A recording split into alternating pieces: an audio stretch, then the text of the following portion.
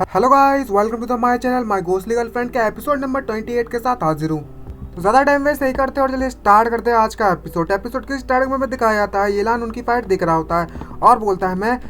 जियामिन को इस तरीके से बुली होते हुए उनसे नहीं देख सकता और बहुत ज़्यादा गुस्से में होता है और देखता है कि उन दोनों की फाइट चल रही होती है और दोनों के दोनों अकेले जियामिन को मार रहे होते हैं मिलकर, जिसको देखकर उसकी झटक रही होती है और वो बोलता है आखिरकार मैं इतने बड़े धमाके को इतने बड़ी फाइट के बीच में कैसे आ सकता हूँ। और तभी उसकी दिमाग की बत्ती जलती है खाली पेट और तभी वो देखता है कि साइड में जो जिया ब्रदर भाव होता है ना, उसका कुछ हो रहा होता है और वो जोरों जोरों से चिल्ला रहा होता है क्योंकि उसकी सोल जल रही होती है बहुत ज़्यादा एनर्जी इस्तेमाल होने के कारण।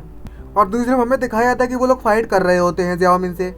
और सामने वाला बंदा होता है वो अपनी फायर टेक्निक का इस्तेमाल करता है जियामिन के खिलाफ पीछे से छुपके से, जिसके कारण जो जियामिन होती है उसे चोट लग जाती है और वो दूर जाकर गिरने लगती है। और अचानक से हमें पीछे दिखाया जाता है कि जो जियामिन है उसे वैन रू पकड़ लेती है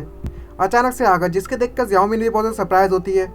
और तभी जो वैन रू अपनी पावर का इस्तेमाल करते हुए इसके पीछे से उस पर अटैक कर देती है, जिसके कारण जियामिन को चोट लग जाती है। लेकिन तभी अचानक से पता नहीं क्या होता है, जो वैन रियो को कुछ दिमाग की घंटी जलती है और हमें पता चलता है उसकी जो एनर्जी बीम थी सीधे जाकर ज़मीन पर गिरती है जियामिन के साथ और नीचे ज़मीन में एक बड़ा धमाका होता है उसके कारण और ज़मीन में एक गड्ढा हो जाता है और जियामिन गिर जाती है और जियामिन के बहुत ज़्यादा चोट लग गई होती है और बहुत ज़्यादा दर्द हो रहा होता है उसकी बॉडी में, क्योंकि इतनी दूर से मतलब इतनी ऊपर से गिरी और इतनी ज़्यादा पावरफुल अटैक को झेलते हुए। और तभी वो दोनों नीचे उतरते हैं, उसके पास आते हैं, जिसे देखकर वो सरप्राइज हो जाती है जियामिन। और जैसे ही वैनरू उस पर अटैक करने वाली होती है ना, तभी उसका जो साथी होता है वो उसे रोक लेता है और उसे बोलता है जरा 1 मिनट रुको और उसे अपनी रस्सी से बांधने लगता है। और जिसको देखकर जियामिन बहुत ज़्यादा चिल्लाने लगती है और उससे पूछता है आखिरकार तुम लोग कौन हो और तुमने हम पर अटैक क्यों किया है यहाँ पर।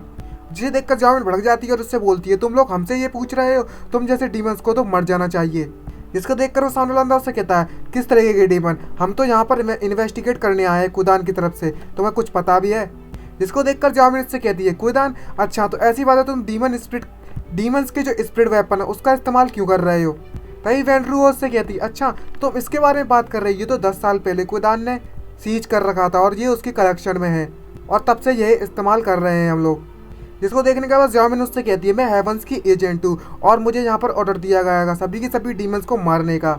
और मुझे इस चीज़ के बारे में कभी भी इन्फॉर्म नहीं किया गया है। तभी सामने वाला बंदा उससे कहता है अच्छा कौन प्रूव करेगा कि तुम जो भी कह रही हो वो बिल्कुल सच है। तभी जो जियामिन उससे कहती है जब हम मिशन के लिए निकलते हैं तो हमें रजिस्ट्रेशन करना पड़ता है और कुदान की इंफॉर्मेशन में मेरी रजिस्ट्रेशन की इंफॉर्मेशन ज़रूर होगी। अगर तुम मेरी बात पर विश्वास नहीं कर सकते तो तुम मेरा कोड चेक कर सकते हो, मिशन कोड। और वो बता देती है अपना जो भी मिशन कोड होता है, उसमें लिखा तो नहीं है क्या कोड है और हम सर्च भी क्या करेंगे भाई कहाँ की बात चल रही है। तभी वो सर्च मारता है, जिसको देखकर वो भी सरप्राइज होता है और बोलता है एक मिशन जो 20 साल पहले दिया गया था तुम्हें और तुम्हारी जो मिशन ऑथराइजेशन है वो पहले ही कैंसिल हो चुकी है, लेकिन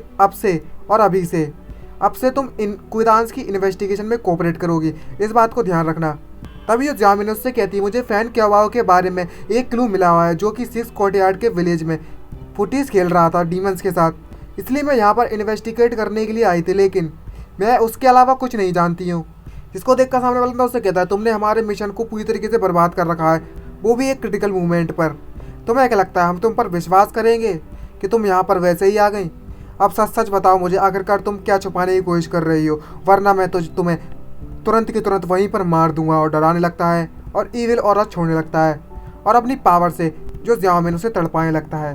और जियामिन के बहुत ज़्यादा दर्द हो रहा था इसलिए वो चिल्ला रही होती है क्योंकि इलेक्ट्रिक शॉक दे रहा था बहुत बुरी तरीके से। सामने वाला जियामिन को पकड़ लेता है और हमें पता चलता है उसे बहुत ज़्यादा दर्द हो रहा होता है और नीचे से वो लोग बस मजे ले रहे होते हैं और कुछ भी नहीं करना आता उन्हें। और तभी अचानक से जो वनरू कुछ अजीब सा महसूस होने लगता है और हमें दिखाया जाता है पीछे से एक बड़ा सा पत्थर उड़कर उसकी तरफ आ रहा होता है, जिसे वैनरू देख लेती है और जैसे वो देखती है तो सामने वाले बंदे को भी कुछ महसूस होता है और वो पीछे मुड़कर देखता है और अपनी फुल पावर से उस पत्थर के टुकड़े टुकड़े कर देता है, जिसके कारण वो जमीन पर गिरने लगता है और वहाँ पर हर जगह धुआं ही धुआं हो जाता है। और हमें दिखाया जाता है जियामिन को बचाने के लिए जो येलान है वो पत्थर उठा लेता है अपनी एनर्जी से सारे के सारे और उनकी तरफ फेंक लगता है अपनी फुल एनर्जी के साथ और उससे बोलता है तुम कमीने लोग, तुम इंश्योरेंस एजेंट से दिखने वाले, तुम जियामिन को जाने दो वरना मैं तुम लोगों को छोड़ूंगा नहीं। जिसको देखकर जियामिन वहीं पर रोना स्टार्ट कर देती है और उससे बोलती है ओहो ये तो येलान है और उसके आंसू गिरने लगते हैं ज़मीन पर। जिसको देखकर सामने वाला बंदा कहता है मैं आसानी से मिस्टेक नहीं करता हूँ, आखिरकार जिसको हम इतने सालों से इतने समय से ढूंढते आ रहे हैं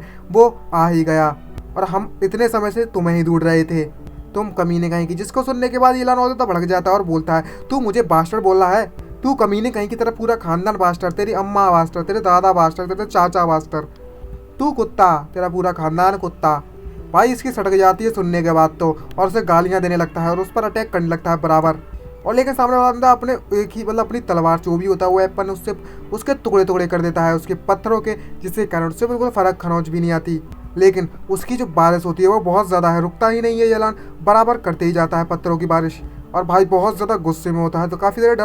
डरावना भी दिख रहा है। लेकिन अचानक से ज़्यादा पावर यूज़ करने के कारण उसे महसूस होता है और वो मन में सोचता है, बोलता है जो ब्रदरभाव की सोल है वो ऑलमोस्ट क्रश हो चुकी है और मैं अभी भी लेकिन इसकी बॉडी को पजेस तो कर सकता हूँ, लेकिन ये बहुत ज़्यादा हॉरेबल है, बहुत ज़्यादा डरावना है, अंदर से महसूस हो रहा है जो मेरे को। और हमें दिखाया जाता है सामने वाला अंदर धड़ाधड़ उस पर अटैक किया जा रहा होता है, जिसे सभी जो येलान है उसे देख लेता है और उसके अटैक से बचने के लिए अपनी पावर का इस्तेमाल करता है और उस जगह से गायब हो जाता है। जिसको तब जो सामने वाला बंदा जैसे उसके पता चलता है कि वो सामने से गायब हो गया है तो वो शॉक होता है और हमें दिखाया जाता है येलान उसके पीछे आ जाता है और सामने वाला बंदा बहुत ज़्यादा डर जाता है और सोचता है आखिरकार अब कहाँ गया, अब तो मेरी बैंड बजने वाली है, कहीं वो मेरे पीछे तो नहीं आ गया। और तभी हमें पीछे से येलान आते हुए दिखाया जाता है और उसके मुंह पर एक जोरदार पंच मारता है, जिसके कारण उसकी आगे से गीली पीछे से पीली ऑलमोस्ट हो गई थी और उस पंच के कारण वो बहुत ज़्यादा दूर जाकर गिरता है और वो धड़ाधड़ अटैक किए जा रहा होता है येलान को, कि येलान बहुत ज़्यादा गुस्से में होता है उस समय और वो इतने पावर से अटैक कर रहा होता है कि उस ज़मीन में भी बहुत ज़्यादा गड्ढे पड़ जाते हैं और धड़ाधड़ भाई बिना रोके अटैक किए ही जा रहा है। और जो येलान उससे बोलता है तुम कमीने कहीं की, तेरी हिम्मत कैसी हुई मेरी जियाओ मिन को इस तरीके से परेशान करने की और इस तरीके से बुली करने की। और हमें दिखाया जाता है उसने उतनी बुरी तरीके से पीट रखा होता है उस बंदे को कि उसकी शक्ल है वो पहचान में नहीं आ रही होती है और उसके दांत टूट गए होते हैं और उसकी तो बुरी तरीके से पिटाई लग चुकी है। और तभी येलान उससे बोलता है ये बहुत ज़्यादा डरावना लगता है ब्रदर भाव को इस तरीके से पजेस करने के लिए, लेकिन जो मेरी पावर है और मेरी जो स्पीड है वो वाकई में बहुत ज़्यादा इंक्रीज़ हो चुकी है। लेकिन ये बदकिस्मती की बात है जो ब्रदर भाव उन्होंने अपनी सैनिटी पूरी तरीके से खो दी है, वरना मैं भी उनकी उस ट्रिक को सीख सकता था और उन्हें इस्तेमाल कर सकता था अपने लिए। और तभी अचानक से हमें दिखाया जाता है येलान को कुछ महसूस होने लगता है अंदर से और वो चिल्लाता है और उसके पसीने छूटने लगते हैं और हमें सामने वाला बंदा दिखाया जाता है वो पीछे से बिल्कुल टकाटक बढ़िया अच्छी हालत में चलकर आ रहा होता है, जिसको देखकर वो शॉक होता है और सरप्राइज होता है और बोलता है अबे तेरी ये कहाँ से आ गया, कोई मजाक मजाक हो रहा क्या, ये पीछे से कहाँ से आ गया, अभी तो मैंने इसकी अच्छे से बजा के रख दी थी ना। और सामने दिखाया जाता है बस उसके कपड़े पड़े हुए होते हैं, इसको देखकर जो येलान है वो बोलता है अच्छा तो ये एक मल्टीपल फिजन ईविल मैजिशियन है। आखिरकार सभी के सभी लोग इस टेक्निक को इस्तेमाल कैसे कर सकते हैं और मुझे तो ये करना ही नहीं आती यार, क्या बवासीर हो रखी है यार, मतलब मैं ना कर सकता और सब कर सकते हैं, ये तो बिल्कुल भी ठीक नहीं है मेरे लिए। तभी हमें दिखाया जाता है सामने बंदा आता है और उससे बोलता है अच्छा तो तुम इतने समय से मुझे पीटने में लगे हो तो क्या तुमने अपने मज़े पूरे कर लिए हैं, चलो अब समय आ चुका है हमारा फाइट करने का। जब तुम्हारी जो सोल एनर्जी को तुम पजेस कर रहे हो वो पूरी तरीके से ख़त्म हो जाएगी, तब हम एक दूसरे को अच्छे से और बिल्कुल बहुत ही अच्छे तरीके से जान पहचान कर सकते हैं। मैंने बिल्कुल सही कहा ना मास्टर हेवनली घोस्ट, भाई बोल तो ऐसे रहा है जैसे क्या ही बता दिया न जाने। और जैसे ही वो सुनता है मास्टर हेवनली घोस्ट तो उसके दिमाग की घंटी बिल्कुल हिल जाती है और एकदम से एकदम क्या ही बोलो यार, पूरी तरीके से हिल जाता है उसका पूरा दिमाग और बोलता है क्या मास्टर हेवनली घोस्ट आखिरकार तुम कहना क्या चाहते हो, कुछ समझ भी नहीं आ रहा है मेरे को तो आखिर यहाँ पर चल क्या रहा है। और उसका पूरा दिमाग हिल जाता है और जब सोच लगता है आखिरकार ये मुझे मास्टर हेवनली घोस्ट क्यों कह रहा है। और इसी के साथ हमारा एपिसोड खत्म होता है। ये वीडियो आपको अच्छी लगी चैनल को सब्सक्राइब कर देना, वीडियो को लाइक करना मत भूलिएगा। तो मिलते हैं नेक्स्ट वीडियो में, आई होप आप फॉलो कर लोगे यार, काफ़ी समय हो चुका है। और भाई लाइक करना मत भूलेगा, नीला कर दीजिए थम के बटन को और कमेंट करके ज़रूर बताना। तो मिलते हैं जल्दी ही नेक्स्ट एपिसोड में। आपके रेस्पॉन्स पर डिपेंड करता है कि कितनी वीडियो